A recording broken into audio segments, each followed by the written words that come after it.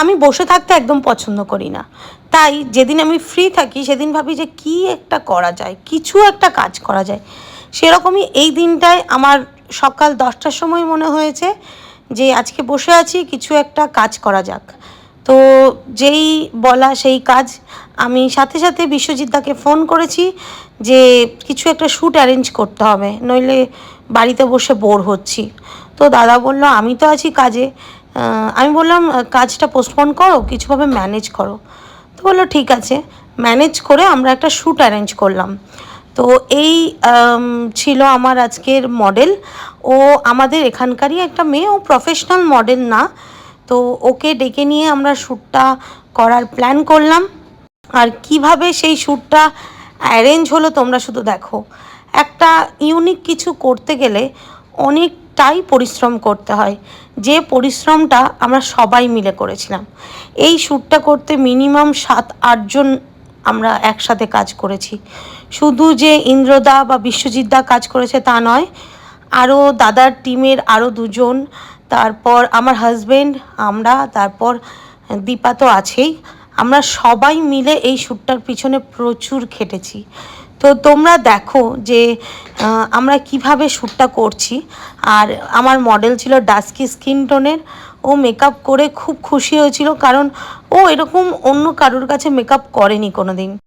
আর এদিকে আমার মেয়েরা তো দুষ্টুমি করছেই, সেই ফাঁকে দাদারা সেট আপ রেডি করে নিয়েছে।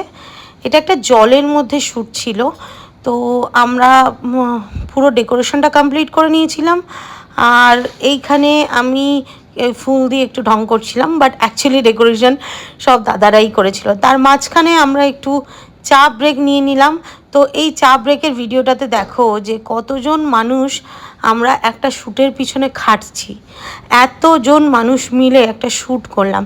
সত্যি এরকম একটা এক্সপিরিয়েন্স হওয়া আমার দরকার ছিল, কারণ সব সময় নিজের স্টুডিওর মধ্যেই আমি শ্যুট করি, এরকম বাইরে ইউনিক কিছু করা কোনো দিন হয়নি। তো আজকে করে খুব ভালো লাগলো, আর খুব ভালো এক্সপিরিয়েন্স ছিল।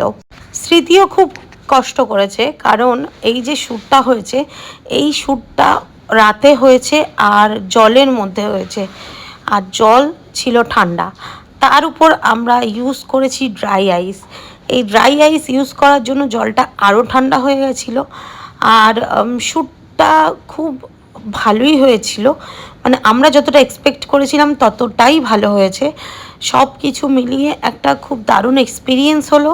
দেখো এই যখন স্মোকগুলো পুরো চারিদিকে ছড়িয়ে যাবে, তার মাঝখানে মানে এত ভালো ভালো ও এক্সপ্রেশন দিচ্ছিল, ওকে দেখে বোঝাই যাচ্ছিল না যে ও প্রফেশনাল মডেল না, ও একদমই প্রফেশনাল মডেলের মতো শ্যুট দিয়েছিল। আর সত্যি বলতে ও শ্যুটটা নিয়ে খুব এক্সাইটেড ছিল, কারণ এরকম টাইপসের শ্যুট ও কোনো দিন করেনি।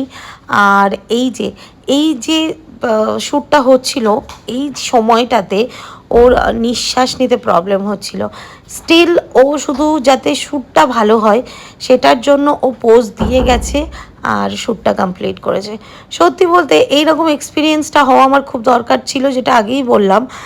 আর খুব ভালোও লাগছিল যে একটা নতুন কিছু করছি, নতুন কিছু আমরা তোমাদের সামনে তুলে ধরতে যাচ্ছি। তো আজকের মতো এই পর্যন্তই। ও হ্যাঁ, লাস্টে কিন্তু দীপা আমাকে মুড়ি মাখা খাইয়েছিল, আর যে কোনো মাখাইও এত সুন্দর করে। চলো টাটা।